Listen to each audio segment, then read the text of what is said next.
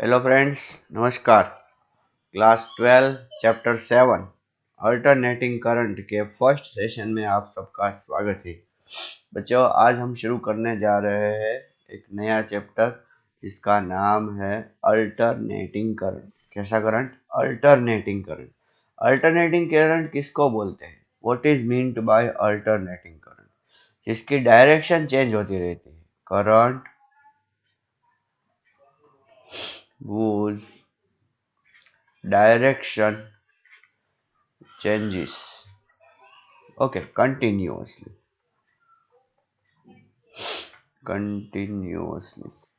Okay. ऐसे current को क्या बोलते हैं बच्चों? हम अल्टरनेटिंग करंट। पिछले चैप्टर के लास्ट सेशन में, लास्ट नहीं उसके आगे वाले एसी जनरेटर चैप्टर में हमने देखा था कि अल्टरनेटिंग करंट को कैसे जनरेट किया जा सकता है। ठीक है, देखिए मैं आपको ये डायरेक्शन के बारे में थोड़ा सा पहले बोल दूं। कैसे डायरेक्शन? देखिए, ये रेजिस्टेंस है, ठीक है, जिसका रेजिस्टेंस आर है, और यहाँ पर मैंने बैटरी कनेक्ट की है इसके साथ वी, ठीक है, जिसका वोल्टेज कितना है? वी। तो करंट कितना जाएगा यहाँ से? आई। ठीक, ओके। करंट कैसे जा रहा है? जैसा कि आप देख रहे हो ऐसे। ओके, कोई बात नहीं, चलिए। और ये करंट कितना होगा? We upon are. ओके, अभी दूसरा सोचो, ऐसे कनेक्ट किया है तो क्या कर सकते हैं, क्या बोल सकते हैं? करंट कैसे जाएगा? एस। फिर ठीक है, कहने का मतलब क्या है? ऐसे जाएगा, ठीक है। और इसका वोल्टेज कितना है? वी। तो कितना करंट फ्लो होगा? I is equals to V upon R. तो इन दोनों केस में करंट की डायरेक्शन स्पेसिफाइड है। कभी भी आप ले लो, कोई भी टाइम ले लो, करंट ऑलवेज ऐसे ही फ्लो होगा। और इसमें करंट कैसे फ्लो होगा? ऐसे ही फ्लो होगा, ठीक है। अगर मैं इस करंट का ग्राफ ड्रॉ करूं, इस करंट का, ठीक है, ये है टाइम और ये है करंट, तो ग्राफ कुछ इस तरह दिखेगा, ठीक है। और ये वैल्यू कितनी होगी? v अपॉन आर, ठीक है। अभी आपको सिर्फ समझना है, ठीक है। और यहां पर देखिए, आई एस, तो इसकी ग्राफिक वैल्यू कितनी होगी? v upon are. ओके, आपको कुछ गलत लग रहा है क्या? कि सर दोनों में हमने v अपॉन आर लिखा, कोई बात नहीं, चलो करंट का मैग्नीट्यूड तो सेम लिखा, लेकिन क्या दोनों ग्राफ सेम ही आएंगे? ठीक है, तो फिर ग्राफ पर से हमें पता कैसे चलेगा? तो इसका मतलब ये है कि ये जो ग्राफ मैंने ड्रॉ किया है वो रॉन्ग ड्रॉ किया है। कैसे ग्राफ आएगा? देखो, इस तरह आएगा। करंट यहाँ पर है और टाइम यहाँ पर। नेगेटिव में करंट में शो करूंगा, ठीक है। नेगेटिव में करंट शो करूंगा तो इसका मतलब क्या है कि अगर करंट ऐसे फ्लो हो रहा है, ठीक है, पहले वाले में से, ठीक है, मतलब कि कैसे? क्लॉकवाइज, हाँ, क्लॉकवाइज फ्लो हो रहा है तो उसको पॉजिटिव, और अगर एंटी क्लॉकवाइज फ्लो हो रहा है तो नेगेटिव। ये तो मैंने अभी रूल बनाया है, ठीक है, मतलब कि ऐसा रूल कुछ नहीं है, मैं तो सिर्फ आपको बोल रहा हूँ कि अगर आप एक को पॉजिटिव लेते हो तो दूसरे को क्या ले सकते हो? नेगेटिव। समझ में आया कि नहीं? लेकिन ये बैटरी जो है, ऐसा सोचो कि बार बार जो जो पॉजिटिव है वो नेगेटिव बन जाएगा, नेगेटिव है वो पॉजिटिव बन जाएगा। तो देखो, यहां पर इन दोनों पॉइंट में अगर ये नेगेटिव और ये पॉजिटिव होगा तो करंट कैसे फ्लो होगा? टिंग, ऐसे। फिर ये नेगेटिव और ये पॉजिटिव होगा तो फिर करंट कैसे फ्लो होगा? टिंग, ऐसे, ठीक है। फिर ये पॉजिटिव फिर ये नेगेटिव होगा तो करंट कैसे फ्लो होगा? टिंग, ऐसे। तो कहने का मतलब क्या है कि अगर बार बार नेगेटिव पॉजिटिव चेंज होता रहेगा तो करंट के फ्लो करने की डायरेक्शन भी क्या होती रहेगी? चेंज होती रहेगी। तो ऐसा करंट जो अपनी डायरेक्शन को कंटिन्यूअसली चेंज करता रहता है, कंटिन्यूअसली क्या करता रहता है? चेंज करता रहता है, ऐसे करंट को हम क्या बोलेंगे बच्चों? अल्टरनेटिंग करंट, ठीक है। यहाँ पर देखो, मैं डायरेक्शन दिखा रहा हूँ इन दोनों केस में, लेकिन अगर तीसरा केस में ऐसा बोलूं, ये रेजिस्टेंस है जिसका रेजिस्टेंस R है, ठीक है, और यहाँ पर मैंने ऐसा कनेक्ट कर दिया। अब से बच्चों इस चैप्टर में हम ऐसा ही कनेक्ट करेंगे, ठीक है। इसको हम बोलेंगे एसी सोर्स। क्या बोलेंगे? एसी सोर्स, ठीक है। ये डीसी सोर्स है। कैसा सोर्स है बच्चों? ये डीसी सोर्स, ठीक है। डीसी का मतलब क्या है? Direct current. ये जो करंट है ये हो गया डीसी। डीसी मतलब कि डायरेक्ट करंट। अच्छा, तो आपको कुछ पता चला डायरेक्ट करंट और अल्टरनेटिंग करंट के बीच का डिफरेंस? क्या पता चला? डायरेक्ट करंट क्या करता है? डायरेक्ट करंट कुछ नहीं करता, डायरेक्ट करंट फ्लो करता है। अच्छा, अल्टरनेटिंग करंट क्या करता है? अल्टरनेटिंग करंट भी फ्लो ही करता है। तो फिर दोनों में डिफरेंस क्या है भैया? तो फिर दोनों में डिफरेंस कैसे पता चलेगा? आपको पता है क्या? चलो पता करते हैं। ये करंट है तो इस तरह,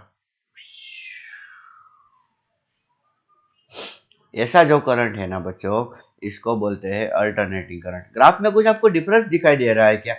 ग्राफ में क्या आपको दिखाई दे रहा है? देखिए, ये पॉजिटिव वैल्यू आ गई, फिर नेगेटिव वैल्यू आ गई, फिर पॉजिटिव वैल्यू आ गई, और दूसरा यहाँ पर तो देखो स्ट्रेट लाइन था। अच्छा देखिए, मैं एक चीज और बोलना चाहूंगा आपसे। सोचो कि ये जो पहली जो सर्किट है उसमें अगर हम वेरिएबल वोल्टेज लगा दें। कैसा वोल्टेज लगा दें बच्चों? Variable voltage. तो वेरिएबल वोल्टेज लगाने से क्या होगा कि पहली जो सर्किट है उसका मैं ग्राफ बोल रहा हूँ, करंट तो एक ही डायरेक्शन में फ्लो होगा, ऐसा कुछ नहीं है, लेकिन उस करंट की वैल्यू चेंज होती रहेगी कुछ भी, ठीक है। समझ में आया कि नहीं? अच्छा, क्यों? क्योंकि ये वोल्टेज की वैल्यू क्या हो रही है? चेंज हो रही है। And same you can say in the second case also. अगर हम इसको भी अगर हम वेरिएबल रखते हैं, वेरिएबल का मतलब क्या है? देखिए किसका कैसे डिनोट किया जाता है। ये है फिक्स्ड, और इसको अगर मैंने ऐसा एरो कर दिया तो ये क्या है? वेरिएबल। ठीक है, समझ में आया कि नहीं? तो मैं क्या बोल रहा हूँ, अगर हमने वेरिएबल वोल्टेज रखा तो वोल्टेज चेंज हो रहा है तो करंट भी चेंज होगा, ओहम्स लॉ कहता है, ठीक है। लेकिन इन दोनों केस में करंट सिर्फ अपनी वैल्यू चेंज कर रहा है, अपना मैग्नीट्यूड चेंज कर रहा है। डायरेक्शन जो पहले जो फ्लो हो रहा था वही रख रहा है, डायरेक्शन में कोई चेंज नहीं आ रहा। तो कहने का मतलब क्या है कि हम इनको इनको इनको और इनको, इन चारों को हम क्या बोलेंगे? डीसी। डीसी का मतलब डायरेक्ट करंट। समझ में आया कि नहीं? लेकिन यहाँ पर ये ऐसी सोर्स कुछ इस तरह है कि वो अपना वोल्टेज चेंज करता रहता है। पहले वोल्टेज बढ़ा रहा है, फिर मैक्सिमम के लिए पे ले जाएगा, फिर घटाएगा, फिर मिनिमम पे ले जाएगा, ऐसे ऐसे ऐसे ऐसे ऐसे ऐसे कर रहा है, ठीक है। एक बार तो जीरो भी हो गया। देखिए, देखिए ये जीरो हो गया, यहाँ जीरो हो गया, फिर यहाँ जीरो हो गया, ठीक है। तो इसका मतलब क्या है? देखिए, अच्छा, क्या इसको ही एसी करंट बोलते हैं कि जिसकी डायरेक्शन ऐसे चेंज होती है? नहीं। देखो जनरल अगर आप ऐसा ग्राफ ले लो कि आई, देखो इसमें पॉजिटिव नेगेटिव सब कुछ हो रहा है कि नहीं? क्या यूनिफॉर्मली हो रहा है? यूनिफॉर्मली नहीं हो रहा है, इसको भी ऐसी बोलते हैं, ठीक है। लेकिन पढ़ने में आसान ये है, हालांकि सबसे पढ़ने में आसान तो डीसी है, ठीक है, लेकिन उससे ये जो ये वाला कॉम्प्लेक्स है उससे पढ़ने में आसान ये है। ये हम एक बार सीख जाए तो ये हमें पता चल सकता है, रियलिटी में ऐसा पॉसिबल हो सकता है। जो अभी मैंने ग्राफ ड्रॉ किया ना वो जुग जुग वाला वही, ठीक है। तो इसको, ये जो है इसको हम क्या बोलेंगे? एसी करंट का ग्राफ। किसका ग्राफ बोलेंगे? एसी करंट का। क्या मैं यहाँ पर एसी लिख दूं? ओके, क्या मैं यहाँ पर डीसी लिख दूं पहले ग्राफ में? आपको थोड़ा थोड़ा समझ में आया एसी किसे बोलते हैं, डीसी किसे बोलते हैं, ठीक है। अच्छा, इसकी मैक्सिमम वैल्यू जो है मैं उसको आई जीरो से डिनोट करूंगा, ठीक है। कई कई किताबों में आई एम से भी डिनोट किया है। कैसे? आई एम से, ठीक है। इसको आई जीरो को हम बोलेंगे पीक वैल्यू। कैसी वैल्यू बोलेंगे? Peak value. Peak value of current. Peak value of current, ठीक है। या तो क्या बोलेंगे? Maximum value of current. क्या बोलेंगे बच्चों हम? Maximum value of current. समझ में आया कि नहीं? या तो पीक वैल्यू बोलेंगे या तो मैक्सिमम वैल्यू बोलेंगे, ठीक है। देखो यहाँ पर भी उसकी पीक वैल्यू आ रही है, ये माइनस आई जीरो। अब बिल्कुल मत सोचना कि आई जीरो बहुत ज्यादा और माइनस आई जीरो बहुत कम, नहीं, दोनों सेम ही है। ये नेगेटिव में हमने क्यों लिया? पता है ना? क्योंकि डायरेक्शन चेंज हो रही है, ठीक है। और क्या आपको ग्राफ ये जाना पहचाना लग रहा है? ये ग्राफ है साइनोसोडल, साइन का ग्राफ है। तो इसका इसका इक्वेशन, ये जो ग्राफ है इसका इक्वेशन कुछ इस तरह होगा, I equals to I0 sine omega t. ठीक है, इसको मत भूलना, ये इक्वेशन हमने डिराइव ऑलरेडी कर लिया है ऐसे जनरेटर में। मैंने आपको बोला था ये इक्वेशन बहुत यूज होने वाला है, I equal to I0 sine omega t. ठीक है, ये जो साइन है उसके बाद में ये ओमेगा टी आपको दिख रहा है, इसको बोलेंगे phase of current. Phase of current क्यों? Very simple, because it is a equation of current. तो ये जो ओमेगा टी साइन के बाद जो दिख रहा है उसको हम क्या बोलेंगे? Phase of current. ठीक है, ये I0 जो दिख रहा है ये तो हमने अभी बोल दिया क्या है, पीक वैल्यू ऑफ करंट। ठीक है, अभी ओमेगा की बात करते हैं। ओमेगा, ये ओमेगा आपको दिख रहा है ना, ओमेगा, ओमेगा को बोलते हैं एंगुलर फ्रीक्वेंसी। क्या बोलते हैं बच्चों? Angular frequency. और ओमेगा इज इक्वल्स टू होता है 2π/t, आपको पता ही है। ठीक है, 2π/t या तो 2πf। बच्चों ये हमने ऑलरेडी कवर कर चुके हैं, इसलिए मैं यहाँ पे ज्यादा डिस्कस नहीं करूंगा। ये 2π/t या तो 2π/f। अभी t किसे बोलते हैं? चलिए ग्राफ को थोड़ा सा और उस पे पीएचडी करते हैं।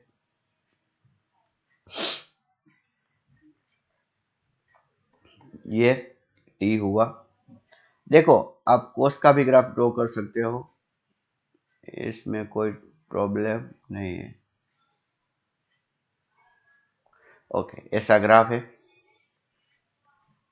ये आई है। ठीक है, अभी साइन की मैक्सिमम वैल्यू 1 और मिनिमम वैल्यू -1, लेकिन उसके साथ हमने I0 को मल्टीप्लाई कर दिया, इसीलिए हमें उसकी मैक्सिमम वैल्यू कितनी मिली? I0। और दूसरी साइड में भी मैक्सिमम वैल्यू कितनी मिली? I0, लेकिन उसको माइनस बोलेंगे, याद रखना। ठीक है, यहां पर t इक्वल टू 0। ठीक है, और जैसे जैसे टाइम बढ़ेगा वैसे वैसे करंट बढ़ेगा, बढ़ेगा बढ़ेगा बढ़ेगा बढ़ेगा बढ़ेगा। ठीक है, ओके।